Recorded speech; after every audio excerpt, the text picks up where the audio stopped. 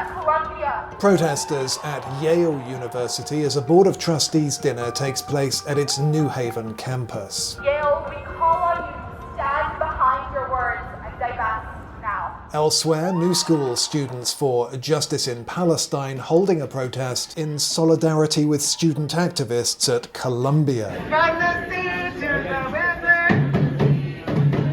Palestine will live forever. Protesters are calling on the school to protect anti-Israel protesters, enact an academic boycott against the State of Israel, and to stop collaborating with the NYPD. Columbia, meanwhile, has recognized clubs that say things like, quote, Zionists not invited, and the Holocaust wasn't that special. Protesters across the country claim they're fighting for the rights of Palestinians, but increasingly some are intimidating and threatening Jewish students on campus. There have been swastikas drawn in the International Affairs Building and in Havermeyer Hall.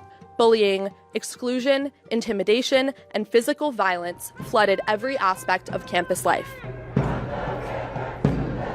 New Yorkers have every right to express their sorrow, but that heartbreak does not give you the right to harass others, to spread hate. A tenured professor insisted that people who are religiously observant and go regularly to synagogue are indoctrinated. A student Star of David necklace was ripped off her neck as she walked to class. It wasn't long ago the presidents of Penn and Harvard lost their jobs over their handling of anti-Semitism on campus. Mid-April, it was the turn of Columbia University President Dr. Minouche Shafik to give testimony to Congress. We have already suspended 15 students from Columbia. We have 6 on disciplinary probation. These are more disciplinary actions that have been taken probably in the last decade at Columbia. Before sunrise, the day of the hearing, protesters had begun setting up an encampment at Columbia. This was in violation of the university's rules. After repeated warnings to leave, Dr. Shafik finally called in the New York Police Department to break up the encampment. Made more than 108 arrests. One can only hope that other leaders take note, especially the Democrats and progressives running many of America's institutions and cities.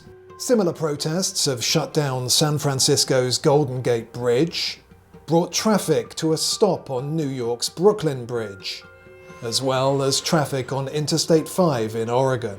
I am still a mile and a half.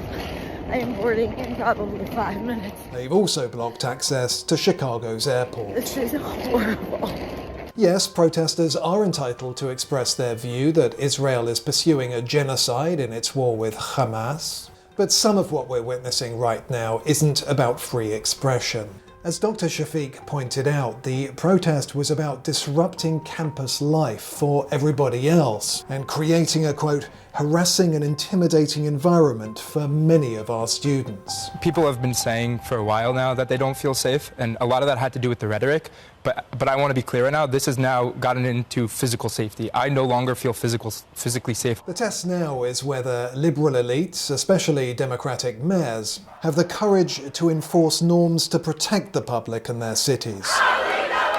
Protesters are betting they don't.